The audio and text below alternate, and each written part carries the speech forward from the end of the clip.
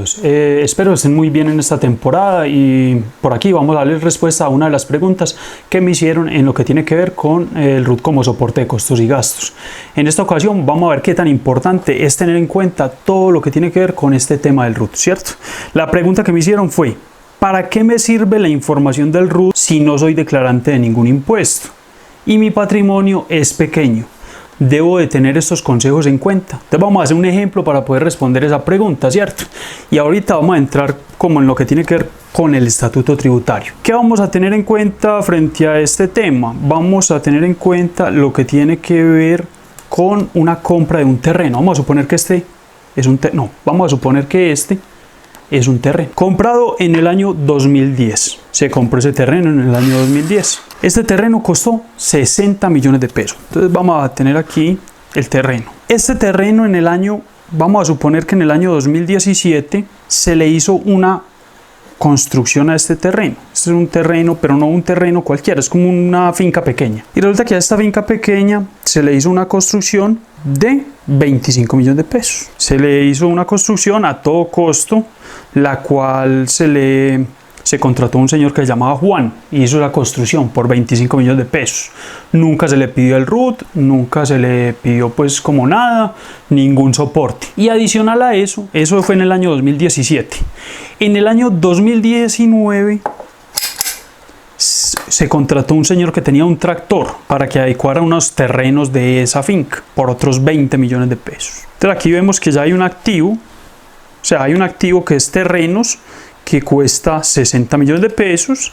Tenemos otro, en este mismo activo, una mejora que se le hizo a ese terreno por valor de 20 millones de pesos, va en 80, y tenemos una construcción que no se va a poder depreciar, porque si este arrendador tiene pocos activos, un rentista de capital, no va a poder depreciar la construcción, artículo 127 del Estatuto Tributario. Entonces aquí tenemos un activo que también va a ser parte de la finca, o sea, de esa pequeña finca. Entonces tenemos un activo, por un lado, terreno 80 y construcción de 25. En total estamos hablando de 105 millones de pesos. ¿Qué va a pasar en el año 2020? Este señor va a vender este activo. Al del tractor tampoco se le pidió ningún RUT. Entonces este señor va a vender este activo. Y resulta que la venta se va a hacer en el año 2020. Entonces, ¿qué toca entrar a analizar? Listo. Primero que todo, estatuto tributario. ¿Cómo se trata esta venta? Porque con la venta que se haga de este activo, suponiendo que se negociara en 105 millones de pesos, toca declarar renta. Entonces ahí sí toca ir al estatuto tributario, que es el que nos ayuda a calcular todo lo que son el tema de impuestos. Entonces nos toca irnos al artículo 299 o 300 para mirar cómo tengo que tratar esta venta. Listo. ¿Qué nos va a decir ese artículo? Los activos del contribuyente que tenga en su poder 2 o más años van a ser considerados una ganancia ocasional y tributarían sobre la utilidad que le deje esa venta del activo un 10%.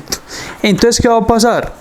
Entonces aquí está el artículo 299 que nos dice que es un ingreso por ganancias ocasionales. Entonces tenemos por aquí determinación. El 311 nos dice cómo hallo yo la diferencia de esa utilidad, ¿cierto? Entonces supongamos que aquí tenemos el activo de 105 y lo vendemos en 105. ¿Cuánta es la utilidad? 0. A nivel contable. Pero a nivel tributario, ¿qué va a pasar? Listo, tenemos un activo de 60 que fue el costo inicial de esa propiedad, ¿cierto? De ese terreno. Y si hizo una mejora de 20, ¿tiene soporte del RUT? No se lo acepto a nivel tributario. Ah, listo, y es que también hice una construcción que no deprecié y entonces también la vendí, porque también vendí con este pequeño terreno de 60, como para que no sea declarante desde un inicio, también vendí esa construcción. ¿La puedo tener en cuenta? No. ¿Qué artículo nos dice eso? El artículo 177, raya 2. Si usted no pide el soporte del RUT, no le acepto costos ni gastos, ¿cierto? Entonces, ¿qué va a pasar? A nivel tributario no te van a aceptar esto. ¿Cuáles son las consecuencias de ese tratamiento? Por un lado, si lo hubiéramos pedido con el RUT, la utilidad sería 0. Por el otro lado, la utilidad va a ser ¿de cuánto? De 45. Y si estamos hablando que a nivel de ganancias ocasionales tenemos que liquidar un impuesto del 10%, estaríamos hablando de un pago de impuesto por venta de activos fijos de 4,5 millones de pesos. Entonces miren la diferencia tan grande.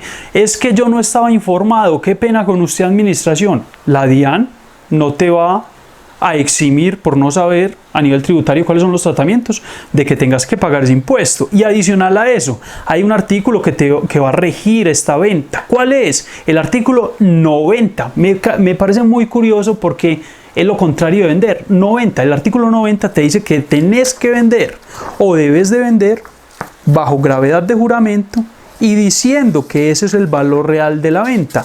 Entonces, si uno llega y dice aquí, artículo 90, determinación de la renta bruta en la enajenación de activos y valor comercial en operaciones sobre bienes y servicios.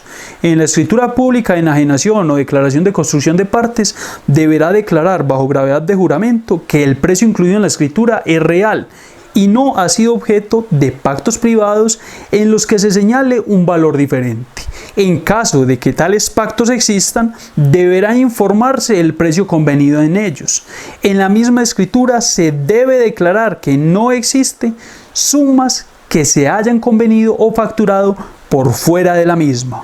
De lo contrario, deberá manifestarse su valor. Entonces, mucha atención. Entonces vea que lo que no tenía ningún efecto porque no era declarante en el momento de la venta a nivel tributario me dañó toda la parte. ¿Y qué hizo falta? Planeación. ¿Desde qué momento? Desde la compra del terreno. Entonces, ¿cuál es la invitación? Estemos muy informados, porque vienen temas muy interesantes como es el tema de bancarización, artículo 771-5, que ahí sí se ven consecuencias graves de no tener información, no estar informados a nivel tributario. Muchísimas gracias a las personas que ven esta pequeña charla y agradecemos mucho a las personas que nos han hecho preguntas. Esas preguntas son demasiado valiosas. Lo vimos con esta pregunta que acabamos de dar respuesta. De antemano, muchísimas gracias a Wendy Ramírez que nos ayuda con la producción de este material. Muchísimas gracias a las personas que se han suscrito hasta el momento. Invito también a que se suscriban las demás personas que quieran recibir alguna información contable y tributaria. En próximas charlas estaré hablando sobre el IVA, estaré hablando sobre la devolución de IVA a los sectores más vulnerables, todo lo que tiene que ver con la devolución de IVA a los hogares más desfavorecidos, ¿cierto? Y cómo se daría uno cuenta si es beneficiario o no de dicho subsidio. Muchísimas gracias.